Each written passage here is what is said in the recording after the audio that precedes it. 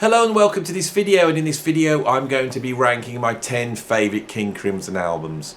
Now, King Crimson are one of my favourite bands of all time. You know, they really rank up there with the Mahavishnu Orchestra, Frank Zappa. You know, they're in my top 6 favourite artists, bands, or whatever you want to call it, of all time, right?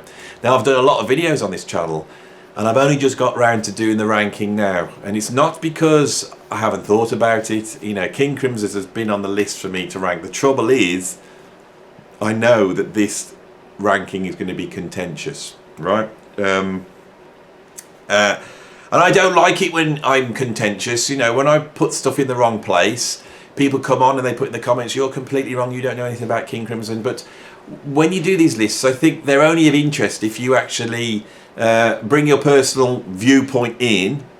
You know, I think that's when it's interesting, and I try and argue my case for why they're placed. So let's begin with the contentiousness, which will start straight at number 10. So at number 10, and this is pretty low on the list, I've got the debut album, In the Court of the Crimson King. Now, that album is one of the most important albums in the history of rock music, without a doubt.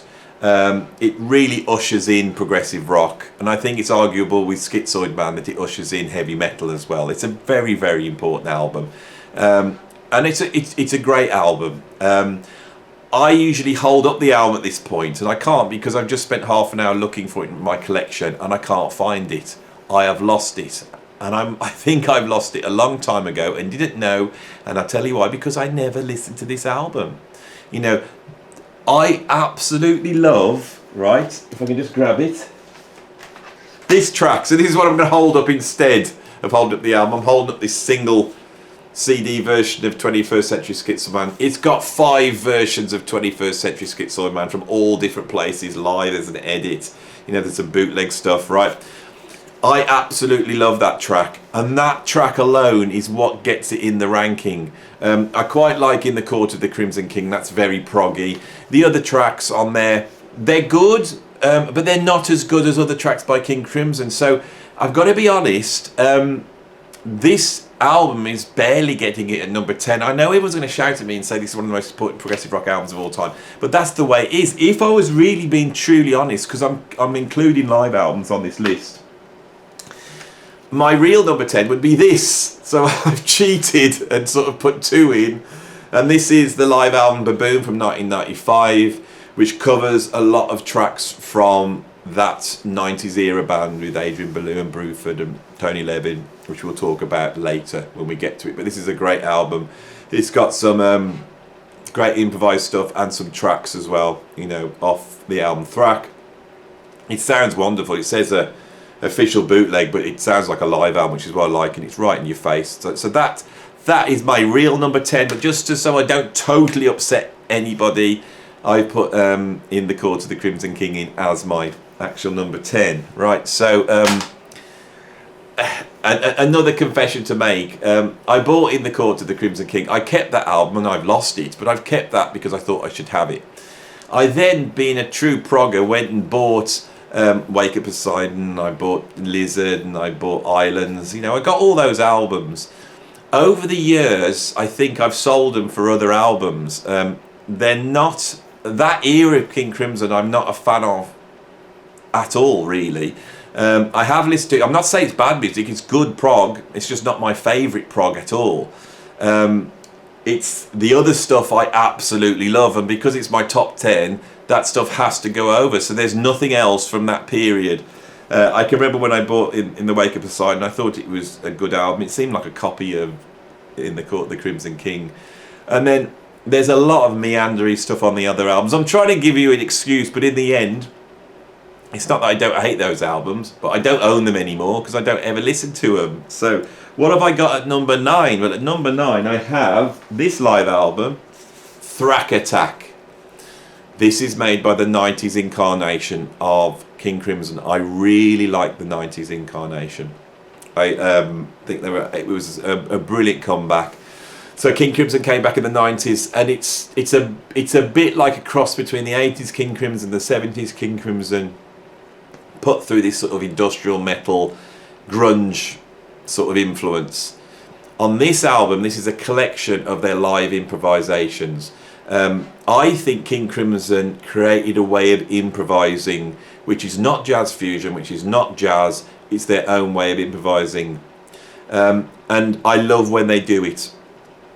They started doing this in the 70s. There's actually a box set called The Great Deceiver, which collects all that type of stuff together. That's a little bit meandery. Here, they're absolute masters of it, and this is like a proper full-on album.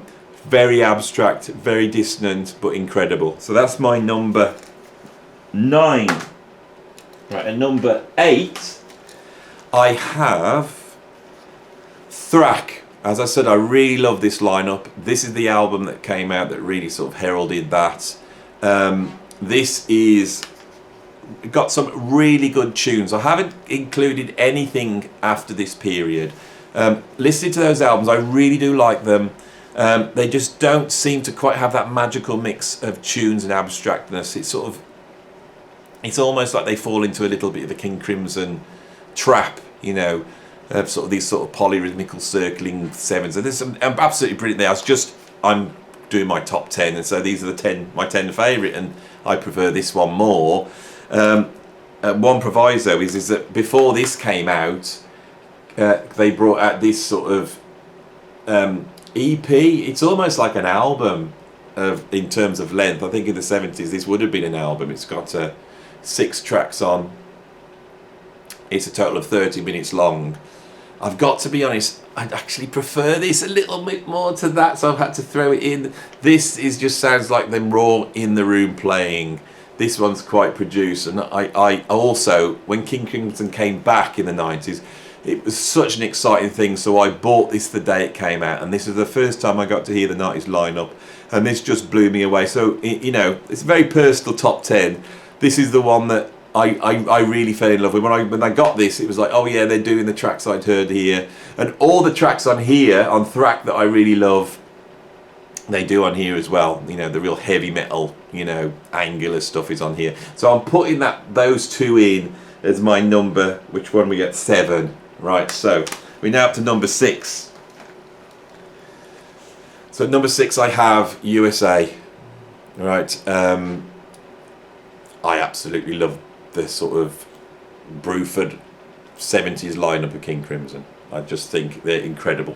That's the lineup that sounds to me like the Mavish Nuksha. They have a heaviness that the Mavish Nuksha also has, and the Mavish Nuksha is sort of like the light side of that heaviness. In my mind, the Mavish Nuksha are white, and in my mind, King Crimson are black. It's a much more sort of nighttime version of that sound.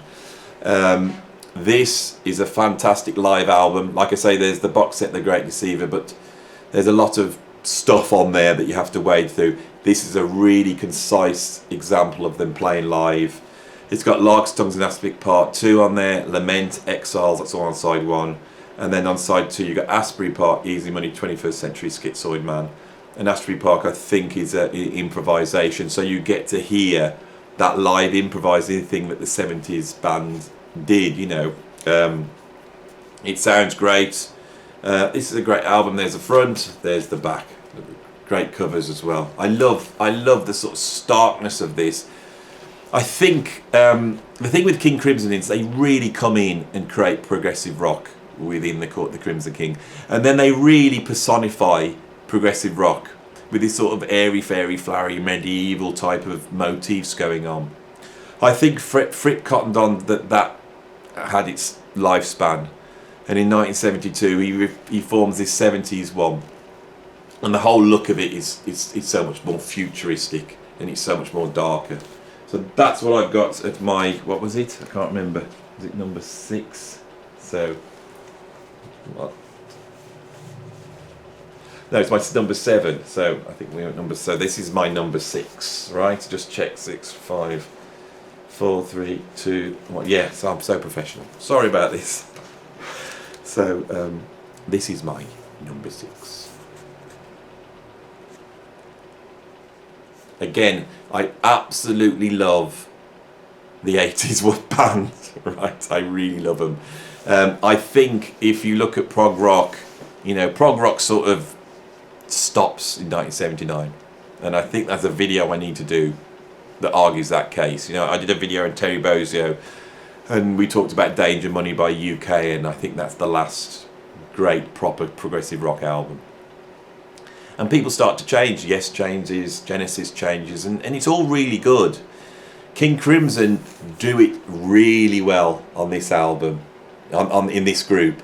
This is the weakest of the 3 albums. On side 1 you have Three of a Perfect Pair, Model Man, Sleepless, Man with the Open Heart. They're all actually very poppy, almost radio friendly songs, if you can call King Crimson radio friendly.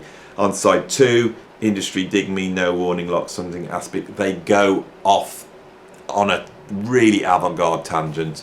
This one's just slightly undone by the 80s production. It's interesting to listen to the 80s King Crimson, how they deal with 80s production. I think they handle it absolutely brilliantly, and these albums sound really fresh now. There's no gated reverb and sequences and all that stuff going on. There's a lot of guitar synthesis being used, which they do absolutely brilliantly. This one's just a little bit undermined by trying to get a radio friendly sound perhaps, but like I said, look how high I've got this and the stuff I've got it, so I do really love this album. There's some brilliant songwriting from Adrian Belew. I think Adrian Belew really brought in a songwriting aspect that the band needs, and I think without him there you're dealing with something else, you know. So what we got next? Number 5. Again, it's Beat. There we go. Is it focusing on that? I don't know. Got a strange shadow on this today. So dark. So this is Beat by the 80s King Crimson lineup. This is better than the Yellow album, Three of a Perfect Pair. Beat is got Neil and Giacomi, which is one of my all-time favourite King Crimson tunes. Heartbeat, absolutely beautiful melody. There's some amazing songs, but we've also got things like New Erotica and Requiem and The Howler, some really way out stuff. It's not as delineated as Three of a Perfect Pair. It's more mixed in, and I think that's why I like this more. And I also like the sound on this more. Bruford's really playing all over the place on this. If you're a Bruford fan, this is essential. Right, so what have I got at number 4? These are all classic albums now as far as I'm concerned. Number 4, Starless and the Bible Black, or Starless and Bible Black. That's an absolute masterpiece. Great Deceiver, that track might be my favourite King Crimson tune. Lament, wonderful. We'll Let You Know. This album's very improvised. Some of it's live. The 3 70s albums by King Crimson all do 3 different things, and this one really is based around improvisation, and a very specific way of improvising that King Crimson do. It's got a track number 5. I think it's trio. This is the one where it's 3 of them. I think it's David Cross, Robert Fripp, John Wetton doing an improvisation. It's the one where Bill Bruford gets a compositional credit for not playing, which is a very King Crimson thing. On side 2, we have this Stars of the Bible Black, which is an improvisation, and then we have this epic Fracture, one of the great prog epics. This is absolutely fantastic. I don't know what to say. This is one of my favourite albums ever made. Right, and just show you inside. Look at this. It's so unproggy in the graphics. So unproggy. So unclose to the edge. You know, this is a different aesthetic we've got going on here. So, what have we got at number 3? This was my original number 1. And if someone said, what's your favourite King Crimson album, I'd probably go, it's this one. That was my knee-jerk reaction. It was only when I got the albums in front of me, I started to look at them, I thought, no, there's 2 more above this that I absolutely love and have to go there. But this is an absolute perfect album. Red is the Power Trio album. It's oh god, should I put this at number 1 or even number 2? I don't know. Red, Fallen Angel, one More Red Nightmare. This is heavy. This is the album that Kurt Cobain used to listen to. It's this sound that goes into Nirvana and stops them sounding like a punk band.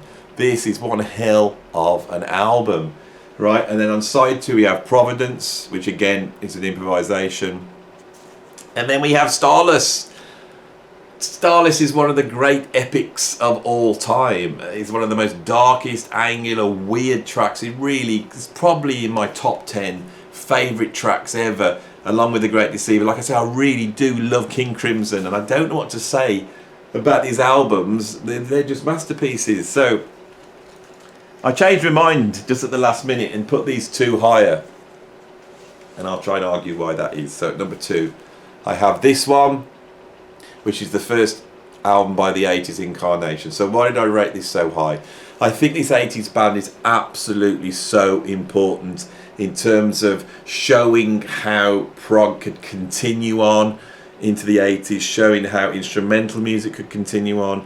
It's a completely new aesthetic. It really redefines the guitar playing for me. Adrian Belew and Robert Fripp together have really pushed the guitar out on this so far. You almost wish guitarists today would listen to this and push the guitar out rather than playing all these cliches that you hear, you know, that people have been playing for 40, 50 years, you know. Yeah, they've all got technically better and they're faster and stuff, but you listen to the creativity of the guitar playing, how Bruford really redefines his drum sound on here. And of course, it's the first time we hear Tony Levin in Crimson, and he's almost become the King Crimson bass player. It's all on here. This is a really, really important album, and I just had to stick in it at number 2. I nearly put it in at number 1. I think this is one of the greatest progressive rock albums ever made. So what have I got at number 1? I've got Larks, Tongues in Aspic. Right, so this album is the first King Crimson album I bought.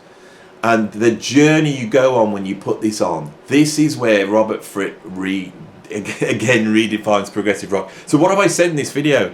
He comes out, invents progressive rock in the Court of the Crimson King. In 1972, he comes out with this and completely redefines progressive rock. Look at the graphics on here.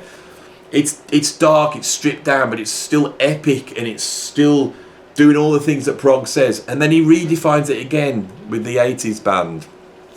This one just takes you on a journey, and I think actually the 70s sound, that dark heavy metal sound that is so nailed on Red, is still not quite formed, and it makes it more interesting. It's still got echoes of the previous King Crimson, especially on things like Book of Saturday, Exiles. Has another sound in there which makes this album just so much more opulent. Larks, Tongues in Aspic is an incredible journey. You know, it sounds like an orchestra of bicycles at the start. You know, I'm pretty sure Jamie Muir is playing bicycles. That's what I think he's doing. Really abstract and weird, and it builds up, and then suddenly you get that drum roll from Robert Fripp, from Bill Bruford, and it kicks into the heaviest metal you have ever heard in your life. Larks, Tongues in Aspic Part 2 at the end, God, that is like the heaviest track ever. It's like beyond heavy metal. This album goes beyond heavy metal, but it also goes nowhere near heavy metal. It's so delicate at times. So this album's got a special place in my heart. This is where I discovered King Crimson, and this is where I really fell in love with the band, and this is the blueprint from everything else that I've judged them on. So that's why it's at number 1. Right, honourable mentions. I've left it over there, so I'm going to go and run and get it.